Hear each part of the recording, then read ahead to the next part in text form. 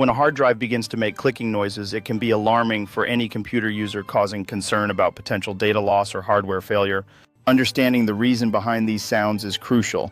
Often it can indicate mechanical failure or issues with the read-write heads that are critical for data retrieval. Users might explore various options for troubleshooting, including checking connections, running diagnostic tools, or even considering professional data recovery services. These steps can help pinpoint the issue, but if the clicking persists, it may be a signal that it's time to replace the hard drive before further damage occurs. Investing in a new hard drive not only offers peace of mind, but also enhances the overall performance of the system, ensuring reliability for future use. After installation, restoring data from backups is critical, allowing users to regain access to important files and continue their work without interruption.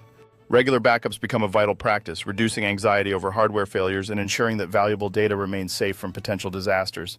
Educating oneself and family members about data management can foster a culture of responsibility towards technology, ultimately leading to fewer stressful moments in the future.